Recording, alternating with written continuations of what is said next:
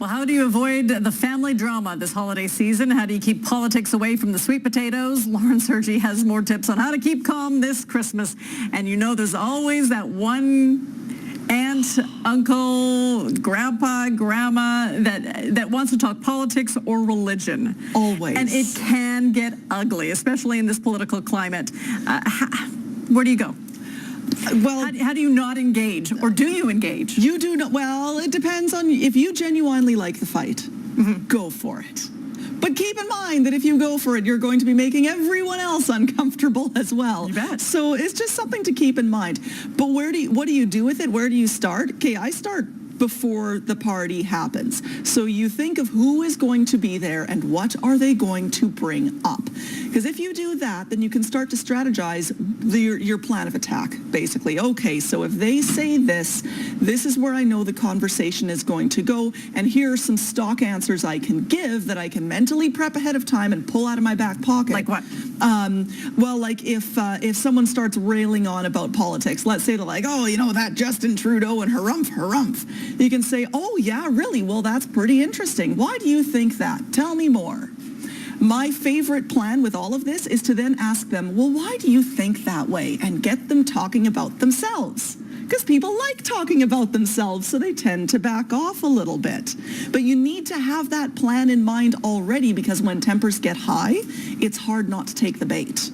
For sure. Can't you just say, I'm not talking about this? Or, and I'm not going to engage? Oh, that's like prodding them. Oh, really? Oh, really? Oh, really? Unless you are really good at shutting someone down, like firm eye contact, no, I'm not talking about this today, and then leave. But that held eye contact is what's going to actually get them to be quiet and back off a little bit. Other people take that as a provocation. Oh, so instead, I just like to spin it. And really, tell me why you think that way. Then they feel heard. And it's all good. If you're a hostess and you see this happening and it's getting a little bit ugly, can you step in? It's my house. It's your house. I think that you can step in. If it's getting really ugly, you should step in and just say, okay, let's tone it down, but have another topic that you can present for people to talk about.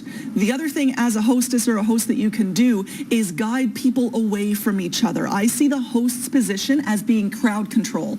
So if you know that Uncle Joe is going to start sniping at Cousin Anne, then you need to go in there and say, oh, Anne, can you please get Grandma another drink? Joe, why don't you come over here? Really Grandma probably needs another drink at this point. Joe, come over here. He just was watching this great episode of whatever is on Netflix. I thought that you were into that too. So know where you can spread people out. Okay. Quick question. What about personal questions? So you haven't seen your family in several months. When are you getting married? When are you having children? And you're just like, where's the baby? Where's the baby? Yes. Deflect. What you could do is have a very calm answer of, we're still working on making that decision and it's pretty complex, but we're not interested in talking about it right now.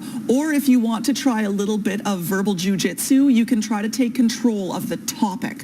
So if someone is asking you, when are you going to get married? Why aren't you married yet?